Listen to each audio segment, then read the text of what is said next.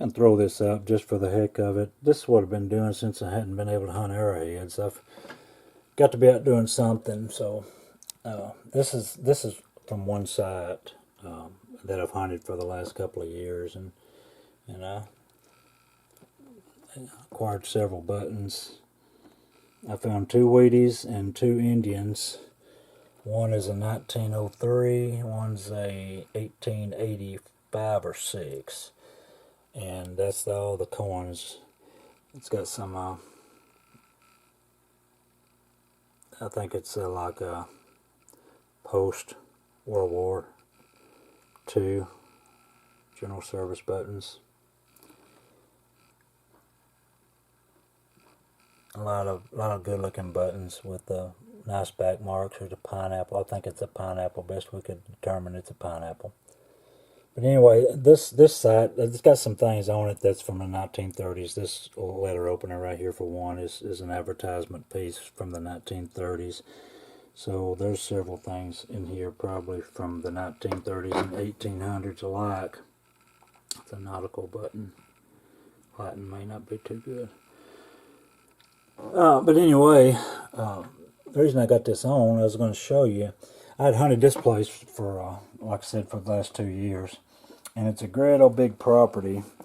And I just knowed in my mind, because I know the area, that there was probably other house sites besides where I've been concentrating on. So I ventured out toward the neighboring city, because I know that there's an old road that used to join the city, the neighboring city from where I'm at. And so I started in that direction in this huge field, and I come up on another house site. Found it by way of buttercups, and I made a quick run through, found them things, and this right here I believe is a half of or a third part of a juice harp, I believe they call it. It would have had another side just like that one, and then it would have had a reed that went through the middle. Anyway, found these few things there last Friday and just run through it. That's a tomback right there.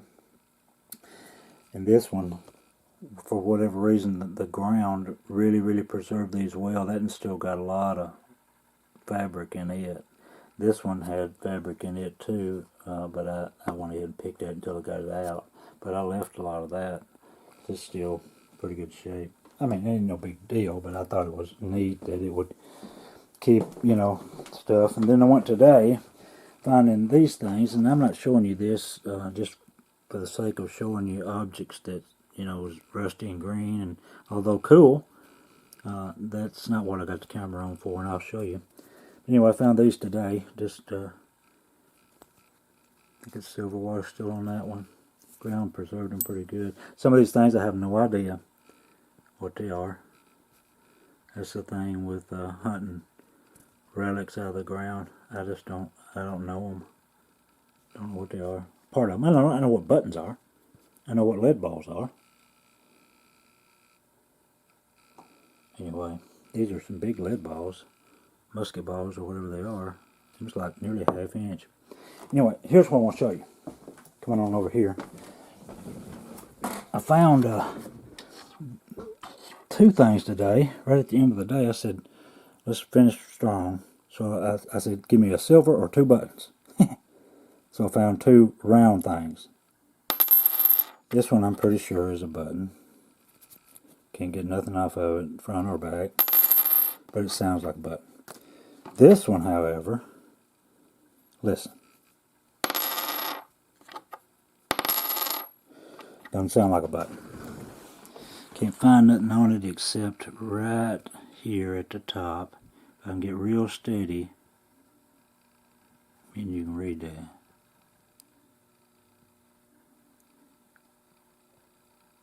It's STROL.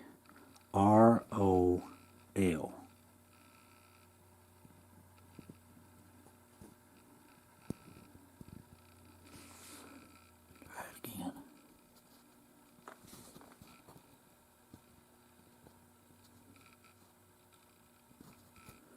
Anyway, can't get it. There it is. STROL, and I have no idea what that could be. Any ideas? I could surely appreciate that, because I don't think it's a button, but I don't know what would have the letter in it. STROL, and that's all I can make out. Anybody got a clue? Let me know. It's got some shine to it, but listen. Sounds like copper. Anyway, here's the reason I got I found, I got an 81 on my AT-Max. And only one time, no, well, actually more than one time, but there's been one time that it locked on at 81 and didn't move. And this time it locked on at 81 and it didn't move. So I was anxious. And I dug and I dug and I dug and I dug. Then I narrowed it down to a clod, and it come up in a clod that wasn't no bigger than the end of my thumb. Beep, beep, beep, beep, beep, beep, beep, beep. And I dug into it, and here's what come out. Now, I've seen the Hoover boys and different ones find cut silver, but I never thought in my days I'd ever find a cut silver. And of course, this is not a real like, you know, maybe they find 1700s deals, but I did find out what this is, and you that metal detect a whole lot, you're probably already able to identify it. But in case you're not, I'll save you the trouble. But here's what it is. And we can narrow down how old it is. However, that doesn't mean that the people lived there during that time frame. The city that I'm talking about was organized in 1843, but we know there was both Native Americans and Europeans here before 1843. So whenever they were there, they possessed a coin that was minted right there between those. And my understanding is it's the first American minted dollar coin is the Drake bust silver dollar. And this is the one I've got. There's more than one. There's more than one on this page, to be exact. There's the small eagle, which is not the one I've got. It was minted 1795 to 1798. The one I do have is 1798 to 1804. And the part that I have is the A, the first leg of the M, this little piece right here you'll be able to identify on the coin, and I've got these feathers, 4 of them. So let me show you if I can. If I can do this, I'm not coordinated. But anyway, there's the AM in that little deal just to the left of the M. And you can see it up there.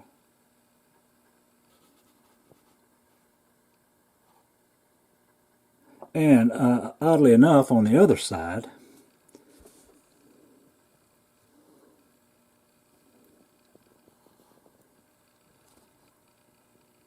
I got the last star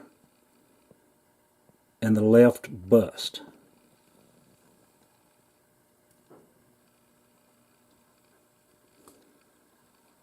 So, curious as I was, I wanted to know how big his coin was. So you see it's 39.5 millimeters. Translated into inches, 1.55, roughly 1.5 inches. So I got out the scale, and as you can see, this piece it's roughly 3/8 of an inch wide. So it takes 4 of those 3/8 of an inch wide to come up to 1.5 inches. And then knowing that, then it should take 2 this way to come up to 1.5 inches. You see it's right at 3/4. The inch starts at that line. It's right at 3/4. Then you go 3/4 more, and it's right at 1.5 inches. Right at. So this is 1/4 of the draped bust silver dollar, equivalent in that day to 12.5 cents. 1/8 of a dollar is 12.5 cents. So that's what I found on this site that I went in search of. Not even I went in search of the potential of another place and looked up on it, and that's what I found today. And I mean, of course you've seen the buttons and I'm satisfied this right here is it's nearly got to be a coin of some sort. I have no idea with that lettering on it, and you can't make out nothing on it except the lettering. But what's the odds of that, you know? Cut piece of silver in America, 1798 to 1804. Draped bust silver dollar. Anyway, I thought you that can appreciate metal detecting finds would enjoy that. I certainly did. It's not worth anything to nobody monetarily. You know, although if it had been complete, you know, you might have had $1,000 coin. Luckily, if it, you know, might not have it coming out of the ground, but that piece right there, $1,000 if I had it would be gone in no time. I'd rather have the coin right here. I'd rather have it, although it's cut. I'd rather have this 12.5 cent piece, just for the history of it. But anyway, I appreciate you watching. I've been watching those videos, and I hope to be able to arrowhead hunt some of these days. But if not, I enjoy this. I like to be on the search for something. Saving history. I wished I knew what that was. STROL. Give me any ideas if you got any. And you may see something on there I don't see, but I just don't see it. And that lettering don't coordinate with the coin that I know. So anyway, appreciate you watching.